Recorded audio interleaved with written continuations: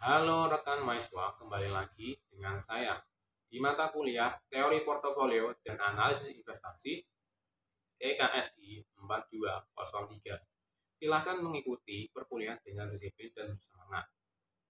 Karena masa depan adalah milik orang-orang yang bersemangat dalam memecahkan tantangan dalam kehidupannya. Modul ini membahas secara rinci dua faktor utama dalam mengambil keputusan investasi, yaitu return dan risiko. Baik return dan risiko untuk individual aset maupun return dan risiko untuk portofolio. Modul ini juga dilengkapi dengan contoh-contoh untuk menghasilkan return dan risiko dengan data saham-saham sesungguhnya untuk memberikan gambaran yang lebih nyata dan realistis. Modul ini akan membahas return realisasian dan return ekspektasian. Ada beberapa macam cara untuk menghitung return realisasian, di antaranya adalah return total dan relatif return. Nah, kita masuk langsung saja di sesi ketiga materi ini, yaitu kompetensi umum.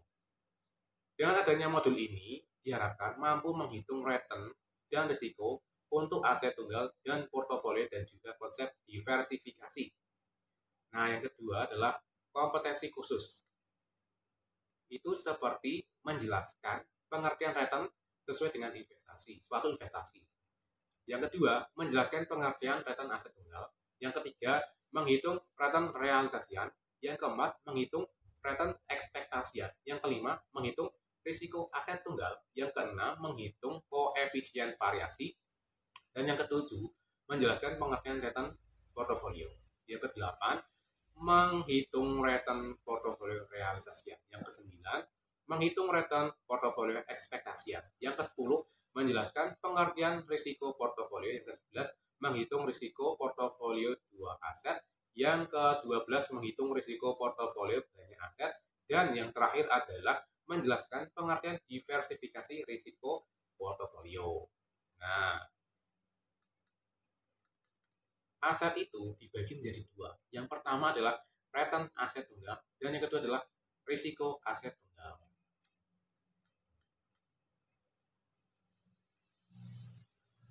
Kalau return aset tunggal itu dibagi menjadi dua lagi. Yang pertama adalah return realisasian dan yang kedua adalah return ekspektasian. Sedangkan penjelasan dari return realisasian adalah return yang telah terjadi. Return realisasi dihitung menggunakan data historis. Return realisasian penting karena digunakan sebagai salah satu pengukur kinerja dari investasi. Return realisasi atau return historis ini juga berguna sebagai dasar penentuan return ekspektasian dan risiko di masa datang. Yang kedua adalah return ekspektasian.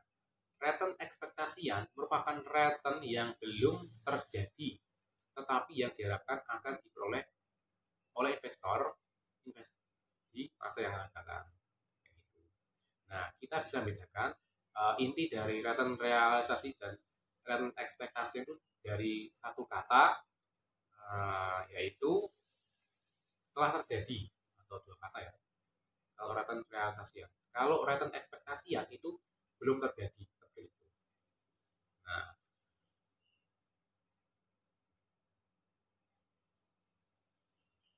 selanjutnya adalah return aset tunggal. Return realisasian itu dibagi menjadi dua. Yang pertama adalah return total dan yang kedua adalah return relatif. Penjelasan dari return total merupakan return keseluruhan dari suatu investasi dalam suatu periode yang tertentu. Return total sering disebut dengan return saja. Return total dari return realisasian terdiri dari capital gain atau sering disebut loss dan yield sebagai berikut. Seperti itu. Nah, bisa dilihat di PowerPoint-nya itu ada rumusnya. RT sama dengan PT min. PT min 1 per PT min 3. 3 kalau nggak salah ini. Plus IT per PT min 3 sama dengan PT min 1 plus IT per PT min 3. Bisa dilihat sendiri ya, mungkin kalau ada kesalahan soalnya agak pecah gambarnya. Nah, bisa lihat sendiri penjelasannya, notasi dari rumus tadi. Nah, sedangkan yang kedua adalah return relatif. Dapat juga dihitung secara relatif. Return relatif adalah nilai hasil investasi PT relatif terhadap nilai investasi PT-1 sebagai berikut. Seperti yang di PowerPoint itu ya. Silahkan kalian lihat sendiri rumusnya. Selanjutnya adalah return aset tunggal.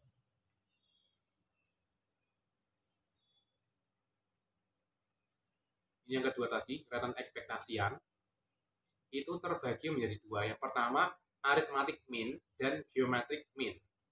Kalau penjelasan dari arithmetic mean adalah rata-rata biasa yang tidak mempertimbangkan pertumbuhan karena nilai waktu dari uang. Return ekspektasian biasanya diberi simbol ER. Besarnya return di ekspektasian berdasarkan metode rata-rata aritmatika dapat dirumuskan sebagai berikut. Nah, bisa kalian lihat sendiri. RI sama dengan R1 plus R2 plus R3 plus Rn per N.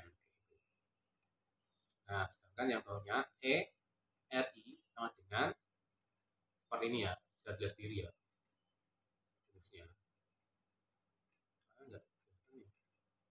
Seperti itu. Nah, sedangkan geometric mean digunakan untuk menghitung rata-rata yang memperhatikan tingkat pertumbuhan kumulatif dari waktu ke waktu. Rata-rata geometrik memperhatikan pertumbuhan berdasarkan nilai waktu dari uang. Rata-rata geometrik lebih tepat digunakan untuk menghitung rata-rata return melibatkan beberapa periode waktu dengan asumsi bunga berbunga. Rata-rata geometrik dihitung sebagai rumus di bawah ini ya. Kalian bisa lihat sendiri.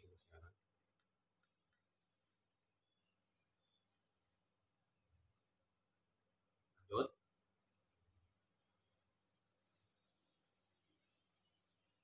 Return aset tunggal. Nah, yang pertama tadi yang maksudnya return ekspektasi itu yang pertama tadi adalah arithmetic mean dengan menggunakan rumus berikut. RI sama dengan R plus 1 plus R2 plus R3 plus titik-titik plus Rn. Nah, bisa dilihat dari tabel di kiri itu kan, tahun pertama rate of return-nya 0,08. Tahun kedua 0,09. Tahun ketiga 0,10. Tahun keempat 0,14. Nah, ini bisa dimasukkan di rumusnya yang RI itu R1 itu kan 0,08, sedangkan R2 tadi 0,9, 0,09, R3 0,10 plus yang terakhir Rn itu kan 0,12. Nah, dibagi 4 karena jumlahnya ada 4. Jadi totalnya 0,39 dibagi 4 sama dengan 0,0975 seperti itu. Nah, dari informasi tabel di atas diketahui itu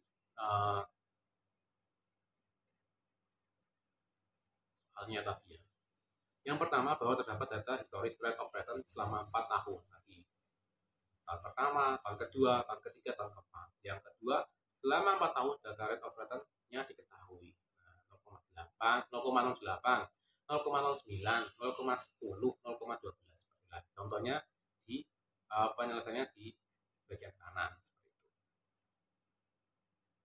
Nah, selanjutnya adalah geometric mean tadi. Contoh soalnya sama. Tahun pertama itu 0,08 rate of return-nya. Tahun kedua 0,09 rate of return-nya. Tahun ketiga 0,10 rate of return-nya. Tahun keempat 0,12. Kita bisa lihat di kanan itu cara penyelesaiannya. geometric mean. Bisa dilihat di angka yang paling atas ya. Kurung buka 0,08 dikali 0,09 dikali 0,10 dikali 0,12 kurung tutup 1/4 dikurangi 1. Nah, ini terus ada kelanjutannya terus. Jadi 0,00009 pangkat 1/4 dikurangi 1 sama dengan 0,09641 dikurangi 1 sama dengan minus 0,90359. Bisa dihitung sendiri ya, nanti dipraktekkan sendiri. Nah, sedangkan yang selanjutnya risiko aset tunggal. Ini tadi kan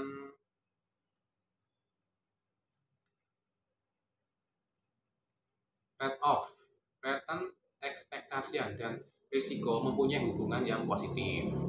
Semakin besar risiko yang harus ditanggung, semakin besar return yang diharapkan atau diekspektasikan. Risiko didefinisikan sebagai penyimpangan atau deviasi dari hasil yang diekspektasikan.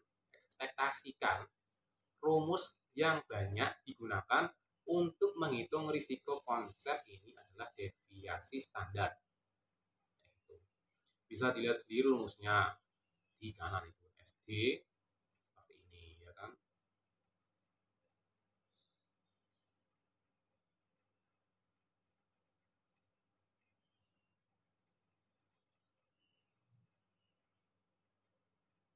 Nah, ini yang bawahnya slide selanjutnya itu juga contohnya bisa dipahami juga.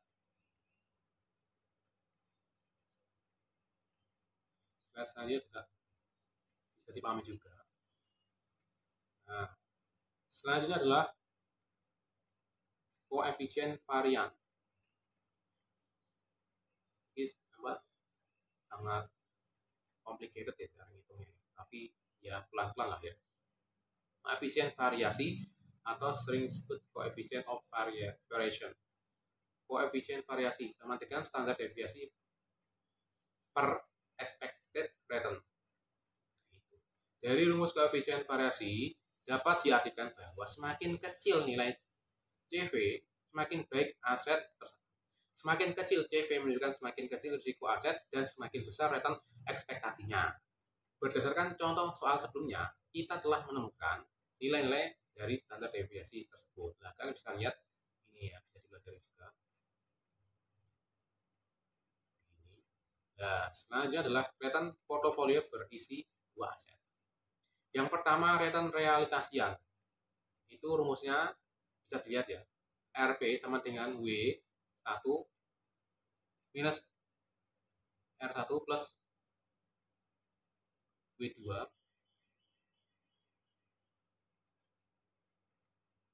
ini dikali nih. Dikali adalah W1 kali R1 plus W2 kali R2.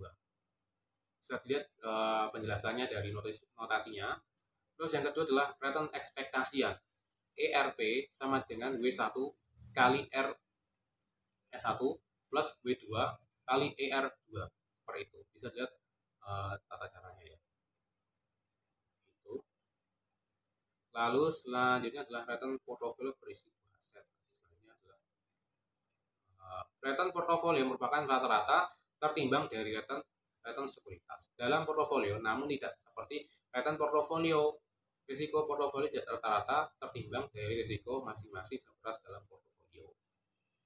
Risiko portofolio dapat lebih kecil dibandingkan rata-rata tertimbang risiko tiap sekuritas dalam portofolio. Hal inilah yang menyebabkan beberapa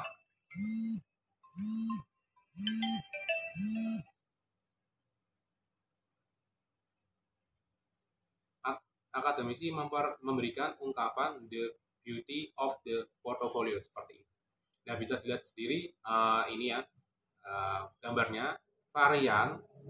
Yang kedua adalah kovarian. Nah, itu tengah-tengah itu adalah return portofolionya seperti itu. Nah, selanjutnya adalah cara perhitungannya ya. Bisa dilihat dan dipelajari. Kalau varian, risiko suatu portofolio terdiri dari dua komponen utama, yaitu bagian atau proporsi varian dan bagian kovarian. Bagian varian berisi dengan semua varian dari aset-aset di dalam portofolio. Jika portofolio berisi dengan dua aset, maka jumlah variannya adalah dua buah. Jika portofolio berisi dengan tiga aset, maka jumlah variannya ada sebanyak tiga buah. Nah, yang kovarian, yang pertama, nilai kovarian yang positif menunjukkan nilai-nilai dari dua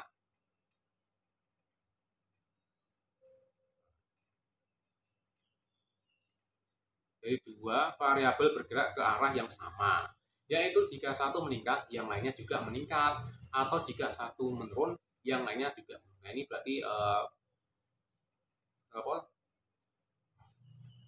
lurus ya, lurus berbanding.